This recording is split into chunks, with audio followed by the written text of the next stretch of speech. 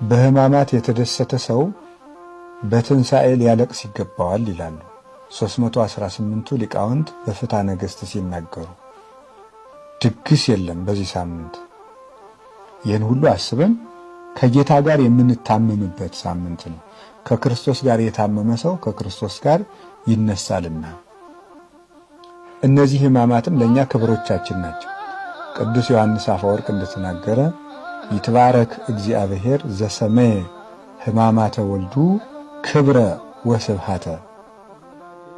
የልጁን ሕመም ለእኛ ክብር ያደረገ እግዚአብሔር ይመስገን።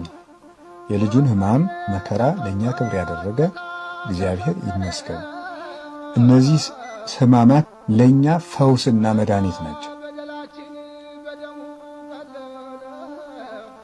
ወተወክፈ ሕማማተ እንተምሉ መድኃኒተ።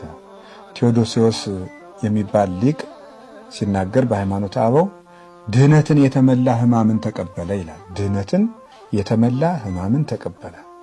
በተቀበላቸው ሕማማት ውስጥ ድህነት አለ፣ የሰው ልጅ መዳን አለ። ሲታሰር ከታሰርንበት ቁራኝነት እርግማን ፈቶናል፣ ቤዛ ሆኖናል። ሲከሰስ 5500 ዘመን የነበረብንን የዕዳ ደብዳቤና ክስ ደምስሶልናል። ወደምሰሰ መጽሐፈ ዕዳነ፣ የዕዳ መጽሐፋችንን ደመሰሰ ብሎ ቅዱስ ጳውሎስ በቆላስይስ መልእክቱ እንደተናገረ ደብዳቤያችንን አጥፍቷል። የአይሁድን ግርማ ወይም የሚያስፈራ የሚደነፋ ፊት በማየቱ ያጋንንትን ፊት ላየንበት ዓይናችን ቤዛ ሆኖልናል። የአይሁድን ይሰቀል ይሰቀል የሚል ድምፅ ስለሰማው ጆሮ ያጋንንትን ማስፈራራት የሰማንበትን ያንን ድምፅ ቤዛ ሆኖልናል። እሱ ስለተገረፈ በሕማም 5500 ዘመን በሞት የተገረፍነውን ግርፋታችንን አርቋል።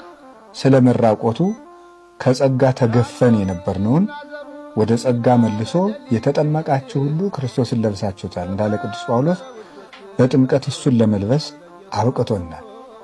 በመራቡ ምክንያት ቅዱስ ሥጋውን ክቡር ደሙን አጥግቦናል።